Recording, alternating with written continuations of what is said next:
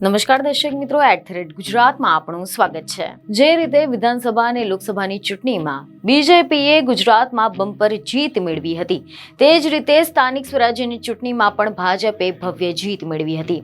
પરંતુ પોરબંદર જિલ્લાની કુતિયાણા અને રાણાવાવ પાલિકામાં ધારાસભ્ય કાંધલ જાડેજાનો દબદબો જોવા મળ્યો હતો।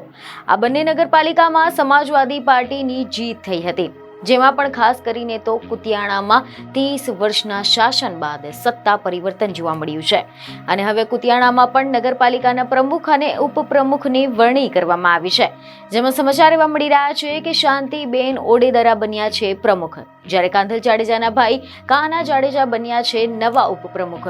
હવે જો આપણે આના વિશે ડિટેલમાં વાત કરીએ તો અહેવાલ એવા મળી રહ્યા છે કે કુતિયાણા નગરપાલિકાના પ્રમુખ તરીકે શાંતિબેન ઓડેદરાની વરણી કરવામાં આવી છે, જ્યારે ઉપપ્રમુખ તરીકે કાંધલ જાડેજાના ભાઈ કાના જાડેજાની વરણી કરવામાં આવી છે। 30 વર્ષના ઢેલીબેનના શાસનનો અંત આવી ગયો છે અને તેમના સાથે જ સમાજવાદી પાર્ટીના શાંતિબેન ઓડેદરાની પસંદગી કરવામાં આવી છે અને આના કારણે મેર સમાજના વધુ એક મહિલાને નગરપાલિકાના પ્રમુખ બનાવવામાં આવ્યા છે।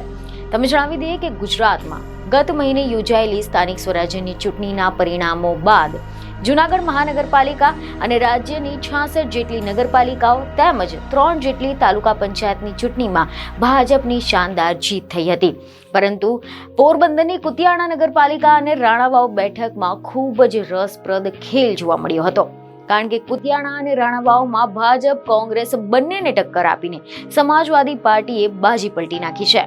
બીજને ખબરો સાથે ફરી મળીશું। ધન્યવાદ।